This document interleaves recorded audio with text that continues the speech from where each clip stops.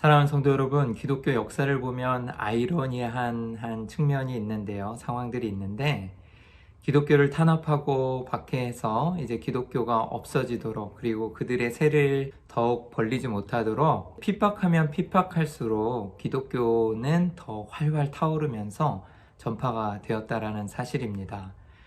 오늘 본문의 말씀에서도 알 수 있다시피 유대인 종교 지도자들이 대제사장들과 사두개인과 바리새인들이 이 사도들이 그 예수 그리스도를 주라고 그리스도에 관해서 복음을 전파하지 못하게 하면 할수록 이들의 그 복음은 더 왕성하여져서 예루살렘에 전파되었고 또 더욱 열심으로 복음의 말씀을 전했던 것을 알 수가 있죠. 그리고 또 로마 시대에 핍박을 당하고 순교의 피가 흘려질수록 기독교의 순도는 더 높아졌던 그런 사실이 있습니다. 오히려 콘스탄티누스 대제가 이제 기독교를 공인하고 누구나 다 자유롭게 기독교를 믿을 수 있게 되었을 때는 오히려 이방 종교들이 들어오면서 기독교가 타락하고 또 물질적으로 풍요하게 되니까 많은 성직자들이나 종교 지도자들이 타락한 모습을 좀 볼 수가 있습니다. 여러분, 고난이 우리에게 있어서 그렇게 나쁜 것만은 아닌 것 같아요. 오히려 하나님 앞에서 다시 한번 우리 자신을 돌아보고 우리의 신앙의 순도를 높이게 하는 그러한 계기가 될 수 있을 것 같습니다. 오늘 말씀에 또 그러한 사도들의 모습들이 나오게 됩니다. 우리 기도한 후에 잠시 말씀을 나누겠습니다. 하나님 아버지, 감사합니다. 우리 핍박이 더 거세지면 거세질수록 정말 하나님을 바라보는 그 순도가 높아지고 또 주의 복음의 말씀을 열심을 다하여 전했던 사도들과 제자들의 모습을 봅니다. 우리도 하나님 정말 어떠한 상황 가운데서도 하나님의 복음의 말씀을 전하고 주님의 뜻대로 살아가는 것을 포기하지 않고 더욱더 신실하게 나아갈 수 있는 오늘 하루 그리고 우리가 될 수 있도록 인도하여 주시옵소서. 감사하며 예수님의 이름으로 기도합니다. 아멘.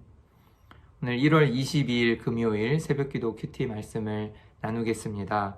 오늘 말씀은 사도행전 5장 33절에서 42절까지의 말씀입니다.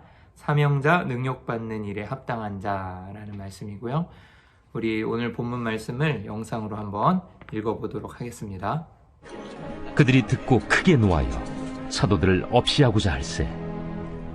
바리새인 가말리엘은 율법 교사로 모든 백성에게 존경을 받는 자라. 공회 중에 일어나 명하여 사도들을 잠깐 밖에 나가게 하고 말하되, 이스라엘 사람들아, 너희가 이 사람들에게 대하여 어떻게 하려는지 조심하라. 이전에 드다가 일어나 스스로 선전하매 사람이 약 400명이나 따르더니 그가 죽임을 당하매 따르던 모든 사람들이 흩어져 없어졌고, 그 후 호적할 때에 갈릴리의 유다가 일어나 백성을 깨어 따르게 하다가 그도 망한즉 따르던 모든 사람들이 흩어졌느니라. 이제 내가 너희에게 말하노니 이 사람들을 상관하지 말고 버려두라. 이 사상과 이 소행이 사람으로부터 났으면 무너질 것이요, 만일 하나님께로부터 났으면 너희가 그들을 무너뜨릴 수 없겠고 도리어 하나님을 대적하는 자가 될까 하노라. 그들이 옳게 여겨 사도들을 불러들여 채찍질하며 예수의 이름으로 말하는 것을 금하고 놓으니 사도들은 그 이름을 위하여 능욕받는 일에 합당한 자로 여기심을 기뻐하면서 공회 앞을 떠나니라. 그들이 날마다 성전에 있든지 집에 있든지 예수는 그리스도라고 가르치기와 전도하기를 그치지 아니하니라. 33절부터 한번 살펴보면요. 그들이 듣고 크게 노하여 라고 시작합니다. 그들이 누구냐면 이제 종교 지도자들이죠. 사내들인 그 공의회에 모여서 이제 사도들을 어떻게 처리할지, 그리고 또 잡아서 끌어왔잖아요. 그래서 이제 잡아가둔 그 사도들을 이제 세웠는데, 이 어제 큐티 말씀이죠. 그들이 오히려 담대하게 그곳에서 부활하신 주님을 전하고 있었습니다. 그런데 그것을 듣고 나서 너무 화가 나는 거예요, 이 종교 지도자들이. 그래서 크게 노하고 사도들을 이제 없이하고자 할 때 이제 죽이고자 하는 장면이 나오죠. 그런데 그때 34절부터 39절까지 한 인물이 나와서 이제 공회원들을 설득해서 이 베드로와 사도들을 구해주게 됩니다. 그 인물이 누구냐면 바로 가말리엘이라는 율법 교사입니다. 여러분들도 좀 들어보셔서 익숙할 수 있는데, 예, 맞습니다. 이 사도 바울의 스승이었죠. 근데 이 당시에는 이제 사도 바울이 회심하거나 기독교인이 되기 이전이기 때문에 아마 그 문화에서 배우고 있었을 것 같아요. 이제 사울이라는 이름으로. 근데 이 가말리엘은 이제 랍비라고 불리우면서 백성들과 사람들에게 굉장히 존경을 받는 신망이 두터운 사람이었습니다. 그리고 그러한 사람이 이제 공회 중에 일어나서 사도들을 잠깐 밖으로 나가게 한 다음에 이제 말하는 거예요. 그러면서 이제 35절에 말하되 이스라엘 사람들아 너희가 이 사람들에게 대하여 어떻게 하려는지 조심하라 라고 이야기를 시작합니다. 이 가말리엘의 이 논증은요, 그러니까 이 뒤에 이어지는 논증의 핵심은 하나님이 도우시지 않는 운동은 언제나 무의로 돌아간다 라는 것입니다. 그래서 하나님께서 함께 하시면은 계속 갈 것이고 그렇지 않으면 망할 것이다 라는 것이죠. 그리고 또 공회원들을 설득시킬 수 있었던 것은 그들의 운동을 반대하는 것이 하나님을 반대하는 것이 될 수도 있다라는 그 두려움이 있었을 것입니다. 그래서 그것을 공회원들에게 이야기한 것이죠. 그래서 38절에 이제 내가 너에게 말하노니 이 사람들을 상관하지 말고 버려두라. 이 사상과 이 소행이 사람으로부터 났으면 무너질 것이요. 39절에 만일 하나님께로부터 났으면 너희가 그들을 무너뜨릴 수 없겠고 도리어 하나님을 대적하는 자가 될까 하노라 하니 라고 이야기한 것입니다. 그리고 이러한 자신의 논증을 뒷받침하기 위해서 두 가지 이야기하고 있는데요. 두 가지 예 중에서 첫 번째는 드다라는 한 혁명가의 예였고요. 또 두 번째는 그 후에 등장했다고 하는 갈릴리의 유다의 예였습니다. 이 드다와 갈릴리 유다에 대해서 보충 설명을 좀 해드리면, 드다는 요세푸스라는 이 역사학자의 기록에 의하면 유대 총독인 파두스 때 등장한 거짓 메시아입니다. 그리고 여호수아나 엘리야처럼 행세하면서 군중을 선동하다가 총독에게 죽임을 당했던 인물이고요. 또 갈릴리 유다라는 이 인물은 아우구스 황제 시절 식민지 백성의 세금을 거두기 위한 호구 조사를 반대했습니다. 그래서 좀 정치적인 인물인데요. 가이사에게 세금을 내는 것은 종교적으로 맞지 않다고 백성을 선동해서 반란을 일으켰던 인물이고 로마 군대에 의해서 진압된 인물입니다. 저는 여기에서 한 가지 좀 궁금한 사실이 있는데요. 이 가말리엘이라는 사람은 바리새인이었고요. 또 이렇게 자신들과 다른 신앙의 도를 전하는, 자신들이 잡아 죽인 그 예수 그리스도가 그리스도이고 메시아이고 부활하셨다라는 이 사건을 계속 전하는 그들에게 호의적이긴 쉽지 않았을 것 같아요.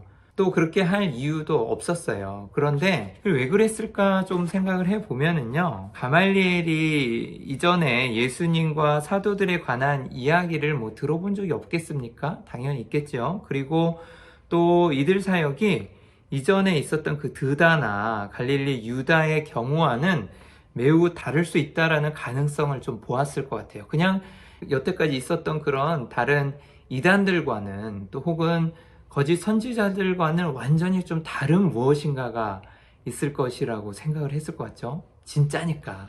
그죠? 그리고 또 사도들이 스승인 이 예수 그리스도의 권위와 권능에 준하는 능력을 계속 행하고 있었잖아요. 여기에서도 그 성전 미문에 안전뱅이를 일으킨 것뿐만 아니라 옥에서 탈출해서 나온 이 일련의 모든 과정들을 보면 이것이 참 그냥 일어나는 일이 아닐 것이다 라고 생각했을 것 같아요. 그리고 이토록 철저히 또 예수 그리스도 이 스승의 가르침에 헌신된 모습을, 목숨까지도 아끼지 않고 보여준 그 모습들, 그리고 많은 표적들이 일어나고 또 이적적으로 그 옥을 나온 탈옥한 일련의 이 사건들이 가말리엘 이 랍비의 율법 교사의 마음을 움직였을 것 같습니다. 그래서 시기와 무너진 자존심 때문에 이 사도들을 잡아 죽이고 싶어 했던 다른 제사장들이나 사두개인들과는 좀 다른 입장을 보이는 것 같아요. 그러면서 실제로 이것이 진짜 하나님의 역사이고 하나님의 일들이 이루어지고 있다면 어떻게 할 것인가 라는 좀 두려움이 들었겠죠. 그러면서 40절에 그들이 옳게 여겨 사도들을 불러들여 채찍질하며 예수의 이름으로 말하는 것을 금하고 놓으니, 계속해서 반복되는 일이잖아요. 언금하고 채찍질하고 이제 절대 전하지 마 하면서 겁을 주고 놓아준 것이죠. 근데 이 사도들의 반응이 40, 41, 42절에 이제 나오는데, 사도들은 그 이름을 위하여 능욕받는 일에 합당한 자로 여기심을 기뻐하면서 공의 앞을 떠나니라. 그리고 42절에 그들이 날마다 성전에 있든지 집에 있든지 예수는 그리스도라고 가르치기와 전도하기를 그치지 아니하니라. 아멘. 여러분, 사도들의 행동은 정말 우리들에게 귀감이 되는 것 같습니다. 참혹하게 채찍질을 맞고 또 정말 죽을 위기에 서서 그 공회원들 앞에서 담대하게 어떻게 이렇게 주의 말씀을 전할 수 있었는지, 또 그리고 다시 복음을 전하지 말라는 위협을 당하고도 채찍질을 당하고 이제 놓아줬는데도 이런 능욕받는 일에 자신이 합당한 자라고 여겨진 것에 대해서 정말 기뻐하고 있는 것이에요. 이런 불굴의 신앙을 소유하고 있었습니다. 여러분, 어떻게 하면 이런 신앙을 소유할 수 있을까요? 답은 주님을 의지하는 것, 그리고 성령을 의지하는 것밖에 없을 것 같습니다. 여러분, 사도들이 공의 앞을 떠나면서 기뻐한 것은 단지 그들이 풀려나고 이제 자유의 몸이 되었다, 석방되었다라는 것이 아니었어요. 그들의 기쁨은 앞으로 또 예수님의 이름을 위하여 구금될, 자신들이 고난받고 능욕받고 갇힐 수 있다는 그 소망 때문이었습니다. 좀 대단한 신앙이고, 또한 세상 사람들이 감당할 수 없는 믿음이고 또 이해할 수 없는 모습이겠죠. 그리스도의 복음을 전파하는 이 사역에는 이런 모습들이 있었어요, 여러분. 이 기쁨은 하나님의 진리를 깨닫고 확신하는 자에게 주어지는 성령의 은사인 것입니다. 여러분, 정말 하나님을 믿고 정말 예수 그리스도를 믿는 제자로서의 삶을 산다면 하나님의 진리를 깨닫고 확신하는 자에게 주어지는 이러한 기쁨이 있을 것입니다. 여러분, 오늘 이야기를 우리가 좀 살펴보면서 정말 사도들의 같은 이 정말 뛰어난 믿음을 우리가 소유할 수 없을지라도, 또 부족한 모습이 보일지라도 정말 주님의 복음의 말씀을 전하는데 우리도 귀하게 쓰임받는 이 도구로서 하나님 설 수 있게 해 주십시오라고 다짐했으면 좋겠습니다. 그리고 환경에 굴하지 않고 사명 중심으로 정말 성령 충만으로 무장되었을 때 내가 복음 전도자와 사명자로서의 그 마음가짐과 또한 그러한 사실을 인식하게 될 때 우리를 통해서 기록되는 복음의 역사는 계속될 것입니다.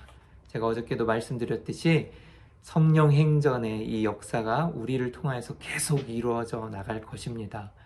여러분, 우리도 이러한 어려움과 환경에 굴복하지 않고 주님의 복음의 말씀을 전하는 전도자로서의 사명을 잘 감당할 수 있도록 오늘도 성령 충만으로 주님 의지하여서 기도하면서 나아가시기를 주님의 이름으로 축복합니다.